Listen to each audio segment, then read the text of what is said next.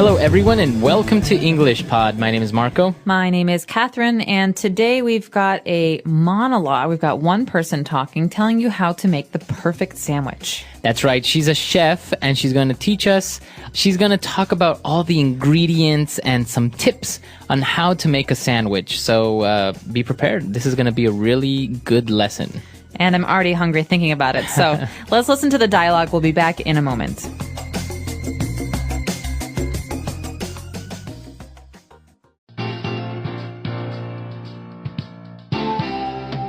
Welcome to our show. Today I'm going to show you how to make the perfect mouth-watering sandwich. Are you ready? Let's get started.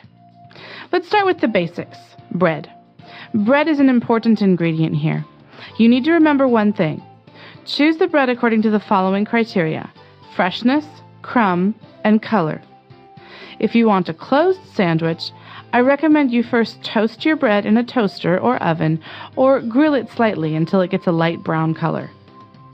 Now that our bread is ready, let's talk about the ingredients. Of course, each person's palate is different, but I'm going to give you a few tips that you'll be able to use when turning any sandwich into the perfect sandwich. I would strongly recommend you put fresh vegetables in your sandwich. Do not undervalue them, as they play a big role in forming the taste and will make the sandwich more refreshing and light. The best choices here are evident: cucumbers, tomatoes, onions, sweet pepper or chili, lettuce, and of course herbs. You can't go wrong with them. As for aubergines, mushrooms, and asparagus, I would recommend you first grill them slightly with a little touch of olive oil. Last but not least, we have a wide variety of condiments that we can add to our perfect sandwich. We can be subtle and add just a touch of salt and pepper, or we can combine mustard sauce, mayonnaise, ketchup, or even caviar to achieve a stronger flavor. It's always a good idea to cut your sandwich in triangles or manageable pieces to avoid all your ingredients falling out and staining your shirt. That's all the time we have for today, but join us next time where we'll be going over how to make the perfect lasagna. Till next time!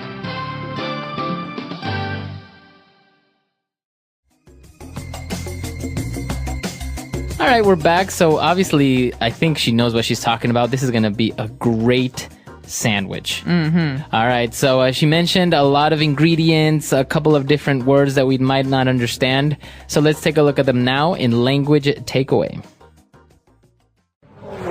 Language takeaway. Okay, at the beginning of this monologue, as I said, the chef is talking about things that you need to look for in a bread, because bread is the base of a sandwich. And she mentioned the word crumb. Okay, yeah, she said freshness, crumb, and color. So what does she mean by crumb of the bread? Okay, so a crumb is a very, very, very, very, very small piece of bread. Like when you put bread in a toaster, maybe it's what falls down, actually. We call them breadcrumbs sometimes.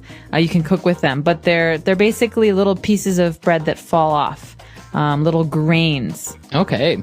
Yeah, so usually it happens all the time. You're having cookies or you're having some bread, you bite into it, and little pieces of bread or cookie fall down. Those are called crumbs. That's right. And and I want to remind everyone that the word crumb has a B on the end, C-R-U-M-B, but we don't pronounce the B. We just say crumb. Yeah, you don't say crumb. No. Okay, so just crumb. Yeah, be careful with that one. All right. So we have to keep a lookout for the crumb of the bread. I guess how fresh and how sometimes when you squeeze bread, it makes a nice little sound. Crunch, crunch. Exactly. So, but she's also recommending a couple of different ingredients. And she said, well, it depends on each person's palate. So after we've chosen our bread, she talks about a closed sandwich and maybe toasting it. Okay, so there are two options for sandwiches. You might see these on menus as well as when you're cooking yourself. A closed sandwich means you have two pieces of bread, one on the bottom and one on top. It's closed. Okay. But the opposite is an open sandwich. That means you only have one piece of bread and then maybe you have some meat on top. Oh, okay. Actually, I always thought that for it to be a sandwich, you had to have two pieces of bread. Well, now I would challenge you to look on Google for open-faced sandwich or open sandwich. You'll find some very interesting things. Yeah, I've had them. Actually, you can put some meat and some cheese just on top of a piece of bread and you're done. I'm a huge fan of those, yeah. So that's a closed sandwich, though, when you have two pieces of bread and the meat in the middle. And after that, she talks a little bit about people's tastes and what people want. But she used a very special word. That's right. She said each person's palate is different. Okay, a palate in the context of food and taste means the way that food flavors affect a person individually. That's right. So sometimes you say that some people have a very good palate, so they can maybe tell the difference between a wine from 1978 and a wine from 1980 or something like that. That's right. So you can have a palate, a good palate for wine, but also in this case, we're talking about food. I could say I have a very sensitive palate, so I don't like to use very, very strong flavors. Okay. So the palate is basically your taste. It's actually a physical part of your mouth. It's the top of your mouth. Where your tongue can touch the top of your mouth. The roof of your mouth, exactly. And it's not just your ability to taste sweet. It's sweet and salty and sour and all these different flavors. Okay, so a person's palate. Now, herbs, right? Now moving on to the main ingredients. She mentioned a lot of easy ones like tomatoes, onions, lettuce. But then we got into a little bit more specific things, like, for example, this word that's always mispronounced, herbs. Actually, you can say herbs. It's a very British thing to do, though. Americans and Canadians say herbs. It has an H in the front. That's why it's confusing. Okay, so we can accept basically if somebody says herbs, but I guess in American English it's more commonly pronounced as a silent H. That's right, herbs. Herbs. And what are herbs, you might be asking? Well, herbs can come in many different shapes and sizes. They're usually green. They're usually grown. They're ways of giving food different flavors. And so basil, for example, is an herb. It's a big green leaf, something that we use in pesto, for example. Okay. You can also have rosemary or mint. These are all kinds of herbs. Okay. Some people even have an herb garden. That's right. They grow their own herbs. Okay. So now moving on to these weird looking vegetables. For example, aubergines. Okay, aubergines are the same as eggplants. So you might hear this word sometimes. It's basically a big purple vegetable. Okay, so for those of you who haven't seen an aubergine or an eggplant, yeah, it's a big purple vegetable. It kind of looks like a cucumber, but a little bit fatter. Very fat, and they're if you hold them, they're not very hard. They're kind of soft. Yeah. And a lot of people like to grill these or to cook with them in, for example, Chinese food. There's a lot of eggplant or aubergines. All right, so we've had those. We have mushrooms. And what about asparagus? Asparagus is actually one of my favorite foods, but it's very strange looking. It's kind of green and it kind of has this little head, right? That's right. It's long. It's green. It's kind of like a pencil, but at the very top, it's like a plant almost. Yeah. They have a very strong taste, and many people don't like asparagus. That's right. And the Germans, I think, actually, Germans and the Dutch have special asparagus that's white. Oh, really? It's called Spargel. Oh, wow. But if any of you know what that is, it's basically a white asparagus. But asparagus is very popular in a lot of parts of the world. Okay, so now we have our vegetables, we have our bread, but now we need to add a little bit of extra flavor to the sandwich. So this is where we add some condiments. Okay, so condiments are a category. You can have many different kinds of condiments. The most common are salt and pepper. Okay, so a condiment is a category of the things that you would add flavor to. As you said, salt, pepper. But here they mention, for example, mayonnaise or ketchup. Ooh, and mustard as well. These are all condiments. Okay. So in different parts of the world, they have different kinds of condiments. I've seen, for example, a lot of vinegar in Asia. You can also have hot pepper flakes like in Europe. Yeah. The condiments that you add to your sandwich are varied. I've seen people put all types of condiments in their sandwich. And for example, one that may be a little bit strange or maybe a little bit more expensive condiment is caviar. Okay, so caviar is not always considered a condiment. It can be, but it can also be eaten alone. But it's basically just fish eggs. They're little fish eggs. Very small. It always usually, in people's mind, it's kind of like a fancy food, very luxurious, very expensive. Well, it can be very expensive if you get like beluga caviar. A lot of caviar comes from the Caucasus and Russia and Ukraine, these places, and it's very, very salty in flavor. That's right. So that is also considered a condiment in our case because we're using it for a sandwich, right? Okay, so a lot of words there, a lot of interesting things going on in our sandwich. Why don't we move on now to Fluency Builder, where we're going to take a look at some phrases. Fluency builder. All right, so let's go back to the very beginning of the dialogue when she said, all right, let's start with the basics. Okay, the basics is a set phrase in this context. We can say this about many different things, but the basics basically refers to the most simple ingredients or the most simple elements. In this case, bread or meat. But you can also talk about the basics in other contexts, like clothes shopping. Like, you know, when school started when I was a kid, my mom always used to buy me the basics. So t-shirts and socks. Exactly. So I guess the basics are the absolute necessary things. Yes. Right? That are, and also very simple. So for example, if you talk about dancing, the basics would be maybe a certain sequence of steps that important, essential, right? That's right. And would caviar be a part of the basics, for example? No. No, that's an extra. Okay. So this is what we refer to when we say the basics. Now our chef, when she continued talking about her sandwich, she said, I would strongly recommend you use fresh vegetables in your sandwich.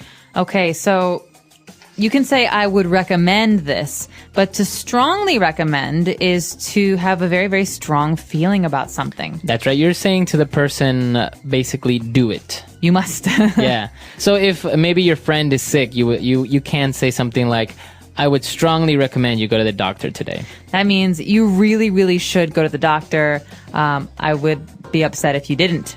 It's kind of formal though. It seems like you would maybe use it with a boss, with your boss, Yep. or maybe with a person you don't really know that well. But with your friend, you would say, I really think you should go to the doctor. Yeah.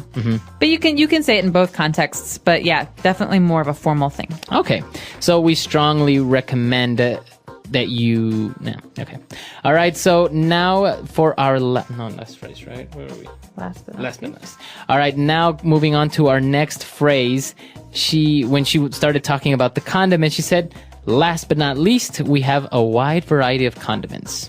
Okay, this is a very, very common phrase. It's a set phrase. You will hear these words together very often. Last but not least.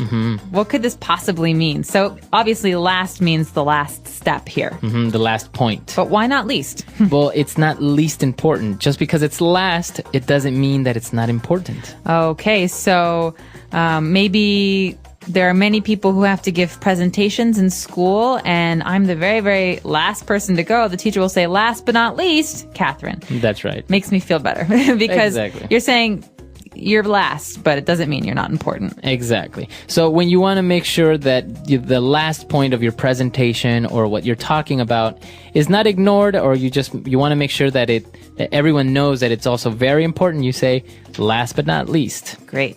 All right. And now last but not least, the end of Fluency Builder, we're going to close off with this little phrase.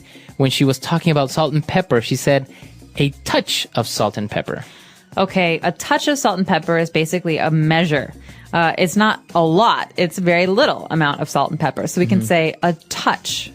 So it's not really a specific quantity though, right? We're not saying like a spoon of salt and pepper. Not at all. It basically means a little bit. A little bit. So you're just saying, maybe you'll hear this in maybe a cooking show, or you'll read it in books when they'll say a pinch of salt, or a touch of salt, or a dash of salt.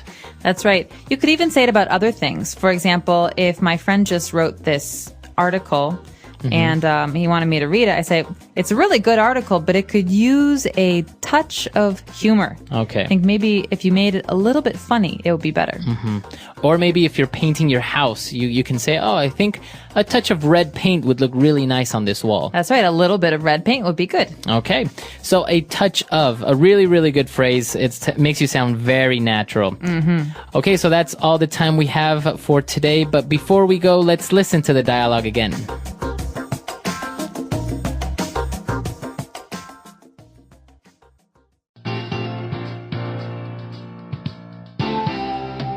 Welcome to our show. Today I'm going to show you how to make the perfect mouth-watering sandwich. Are you ready? Let's get started. Let's start with the basics. Bread. Bread is an important ingredient here.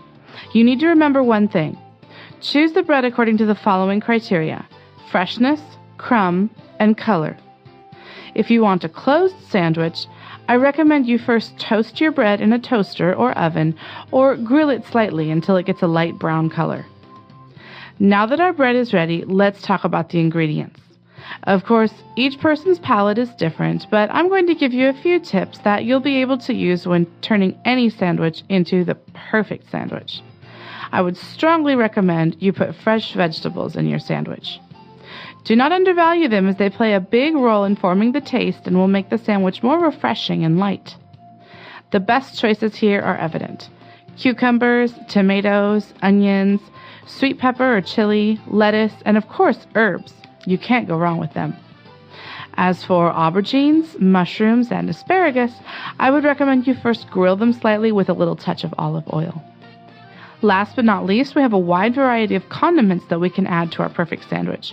We can be subtle and add just a touch of salt and pepper, or we can combine mustard sauce, mayonnaise, ketchup, or even caviar to achieve a stronger flavor. It's always a good idea to cut your sandwich in triangles or manageable pieces to avoid all your ingredients falling out and staining your shirt. That's all the time we have for today, but join us next time where we'll be going over how to make the perfect lasagna. Till next time.